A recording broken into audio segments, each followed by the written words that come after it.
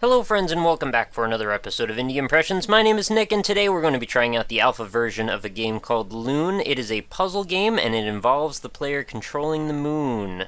I know, pretty unique premise. I actually haven't seen really anything like it before, so we're gonna do a little bit of puzzling, see what this looks like, and look who it is. It's the moon.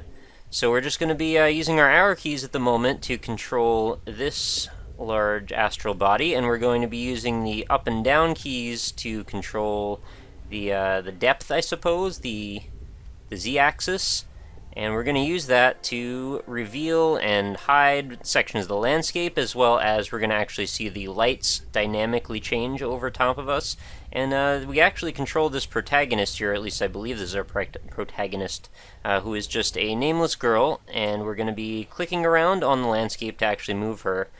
It actually feels a little reminiscent of a game like Ico, if you remember that one from back in the day. Pretty cool art style to it. It's got this sort of a desaturated look, but at the same time, maybe a little bit painterly.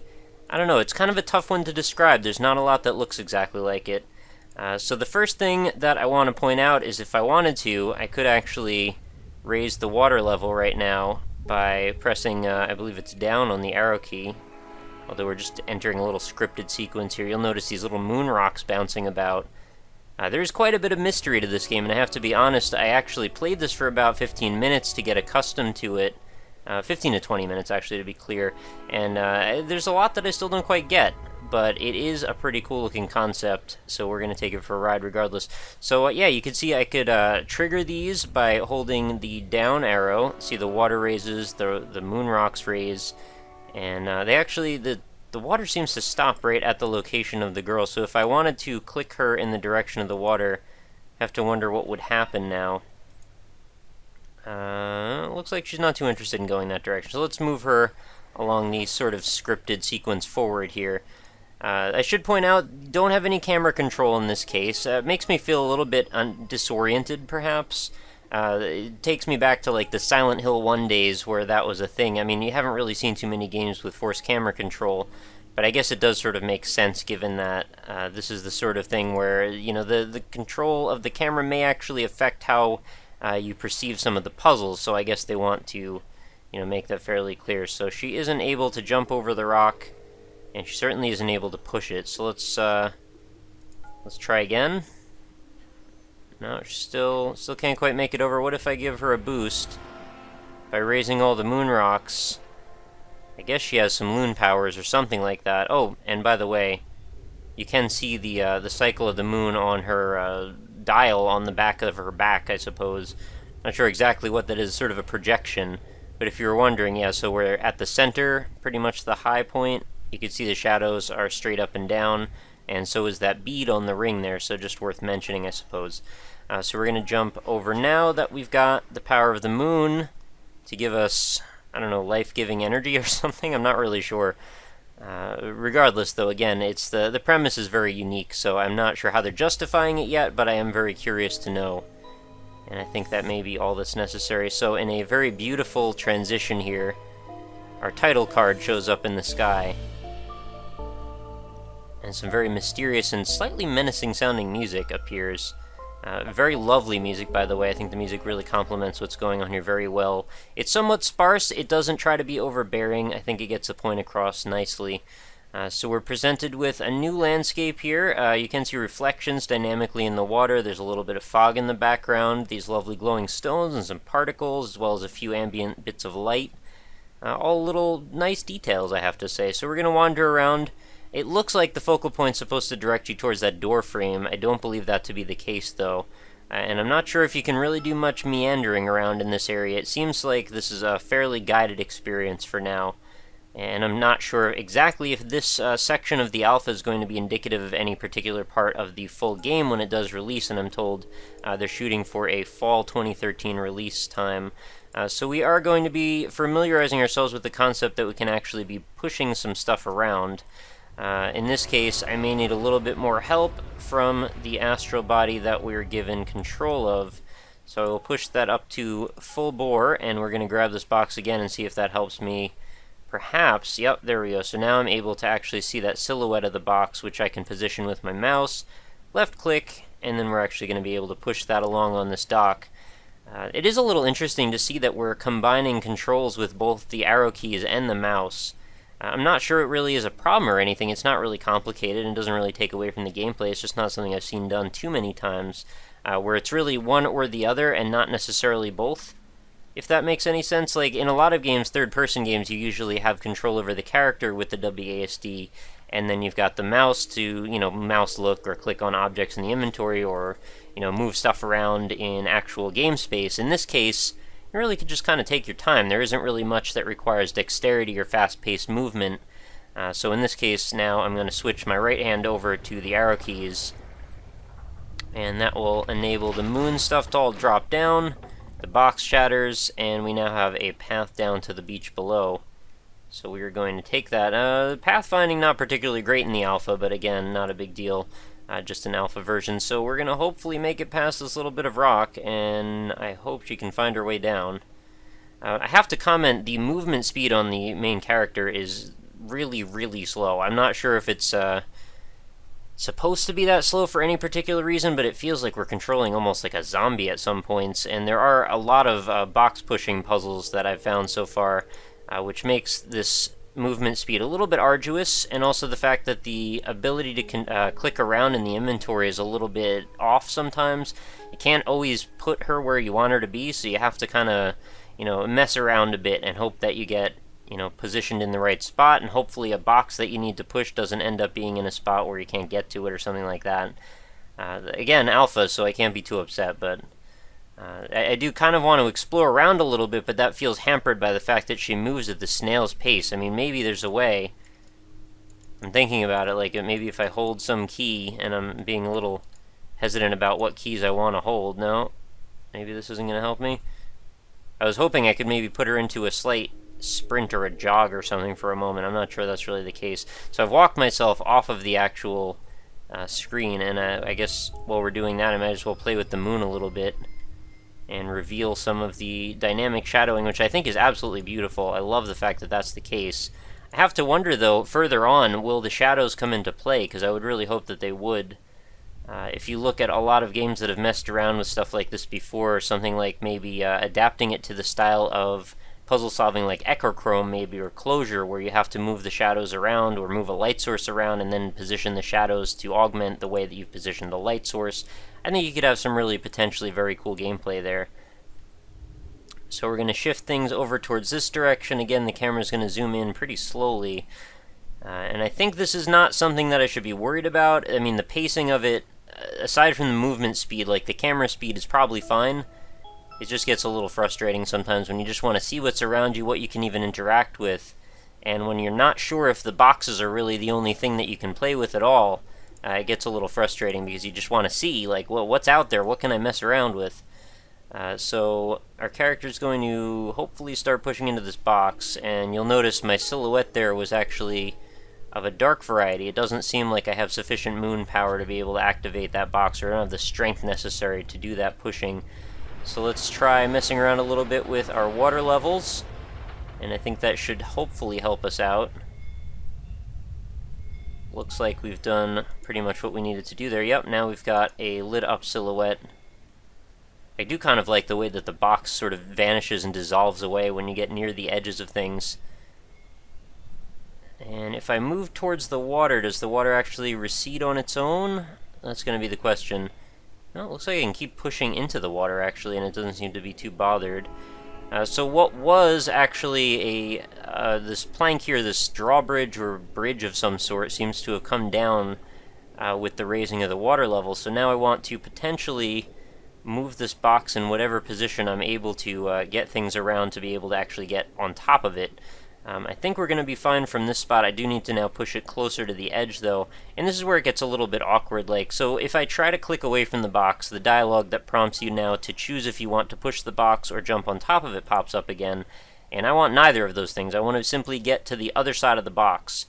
And if you'll notice, the amount of time that's spent just trying to reposition the character, it takes a little while. In this case, I believe it's because I need to actually get rid of that water for her to be able to understand that she can move there. And I understand also that the waypoint finding, the path finding, is going to be a little awkward when you're dealing with something that's constantly repositioning and moving around dynamically like this water is. But still, it would be really nice if I could just directly take control of the character and didn't have to do this like Sims style like repositioning and moving business. I mean, I'll deal with it, but it definitely could be streamlined a bit, I would say. Alright, so now we're going to get on top of the box, and hopefully we should be able to get this plank to lower down low enough that I can actually just jump right onto it. I'm holding down as long as I can, and I'm wondering... Oh, you know what? I just answered my own question in my head. I was going to say I'm wondering why pressing down makes the water level go up, but it's to do with the moon becoming further away. So this is a little bit of an awkward moment here. She wants to climb up to this platform. I know for a fact she can. It's as low as it needs to be, but we're waiting for that little bit of a bob to actually take place in a moment where she's walking at the same time. And I should just be able to just pop right up there. There isn't really a way to make this go any higher, so I really just have to wait for this to kick into place. This is what happened the other time that I got here. It was definitely a little bit... Oh, okay, there we go. A little bit awkward. No, no, stay up, please. Come on. Oh no, she's stuck. Just go a little further over. I think there might be a little bit of code that's like trying to... Oh, geez, that is not where I wanted you to go. If I click right on that platform, she seems to want to kind of go on it, and then after that she's not so interested in moving forward. What if I... This is going to sound real goofy, but what if I put myself on this platform, and last time I was able to just click down further on the path and she didn't seem to mind so much. But what if I put myself on the platform, if I can, there we go, and now mess with the water level to like slide me down it. Oh, I think it's disabled. Yeah, I don't have any control over the moon right now for really kind of an arbitrary reason. When I'm standing on the box, what about now? Nope, still don't. Alright, any minute. Oh, there we go. Okay, cool. Now we can activate the next sequence. And we're just going to move our way forward a little bit. And hopefully you're seeing by this point some of the references that I made to Ico, I think probably feel a little bit apt, given the very desolate nature of what's the environment we're walking around in. The architecture seems mostly stone and woodwork, maybe a little terracotta mixed in. Things seem mostly dilapidated. There's like a water wheel, so we're not dealing with much technology. And then there's this sort of mysticism and wonder that's going on with the moon power that definitely seems to pull you in. It's a pretty intriguing premise, although I have very little to inform me as to what exactly is the case here. What is it that we're walking into as we get further into what appears to be some sort of a temple, although that may just be me attributing that sort of a thing to it. There's some mystical looking runes here on these pillars. No idea what they're supposed to represent whatsoever. There's a barrel or some sort of a basket moving up and down on a rope bridge or some sort of conveyance method. We've got these giant chain link bits. Hey, wait a minute, can I get over there actually? I'm kind of curious. It sort of looks like they've given me a path that maybe I don't have to stick to these stairs. I didn't try to go over here before, so I'm just trying to experiment a little bit. It looks like I can only go so far as this block, and there seems to be some sort of a transparent white haze preventing me from going any further. Can't really get a good angle on what it is that we're looking at there. It may just be a little bit lower and I just can't reach it. I guess that's fine. You know, but if I could just move the camera around a little bit, it might be a little bit easier to understand. Because the way they put these paths, it sort of looks like I'm supposed to head in that direction. Anyway, we'll go back up the stairs again.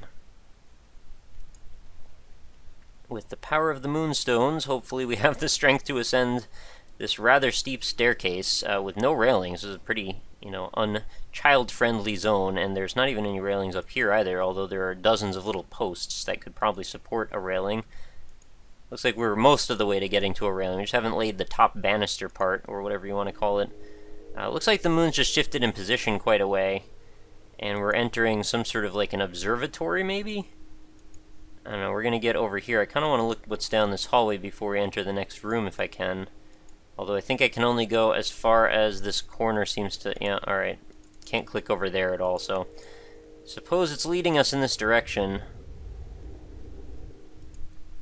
And you may get a little frustrated at this point, because this is where I am actually going to leave us off.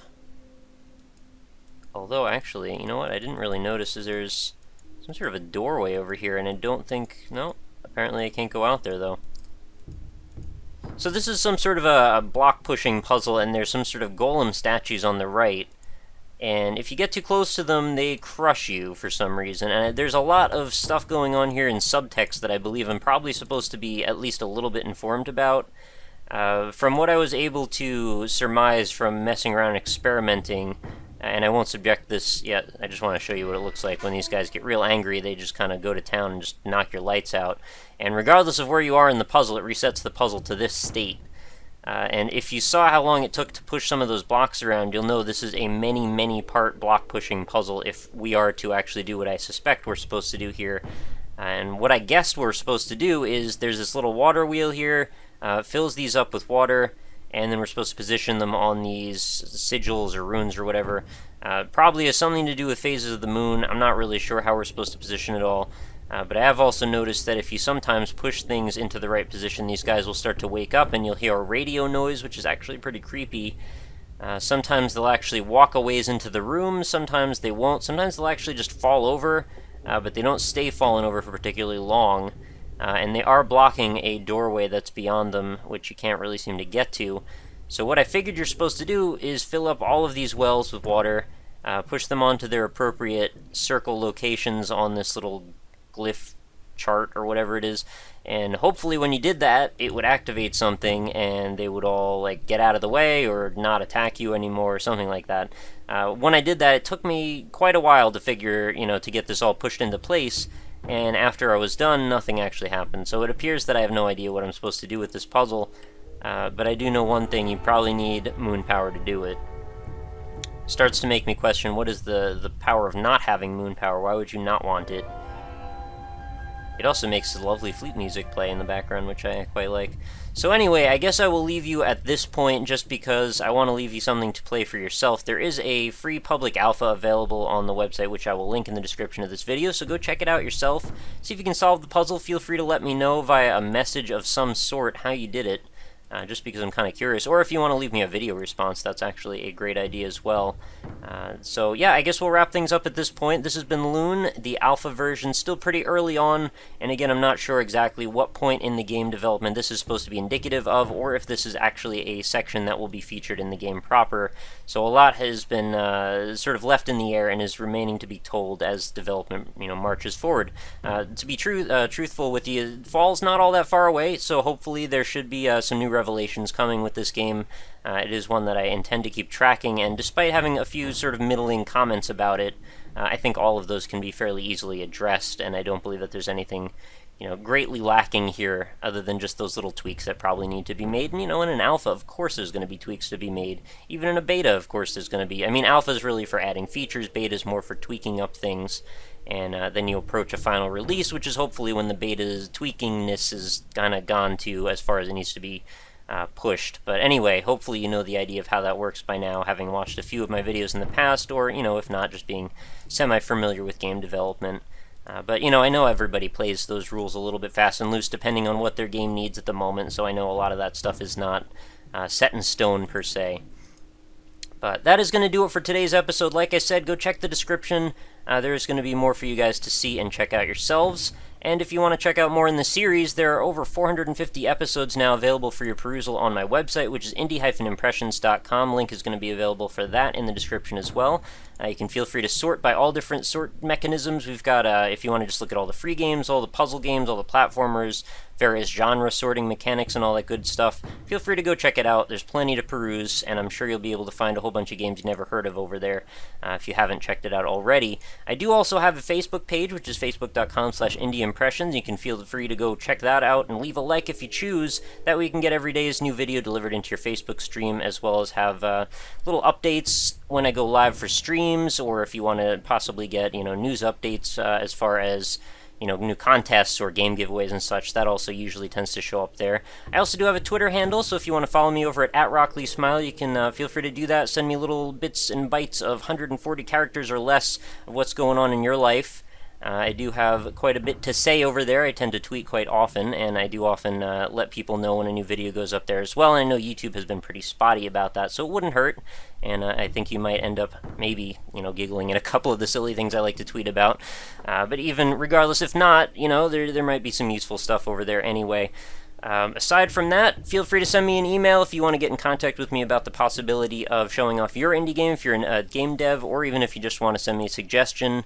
Best way to do that, though, send me an email via the contact form over on indie-impressions.com. Look at this guy. He just got uppity all of a sudden for no apparent reason. Decides to chase me across the room, and I think he wants to just punch me to death. I think it's probably because I'm standing in the moonlight. So there you go. That might be a hint as to how you might be able to get through that puzzle. If you were paying attention, I think there's probably a pretty good idea about that. It's kind of silly that I never noticed that until now, I'll be honest. But that is going to wrap us up. Thank you guys so much for hanging out with me. I hope you come back again tomorrow. I do a new episode every single day without fail, so hopefully you'll come back and catch another one. And if you are enjoying the series, feel free to leave your support any way you can. If you want to tell a friend about it, is probably the best way to do it, but any likes are always appreciated as well. They do help my episodes get a little higher in the search rankings, so entirely up to you, though. If you feel I deserve it, that is, one recommendation. So thank you guys. Hope you have a lovely night, and I will talk to you again tomorrow.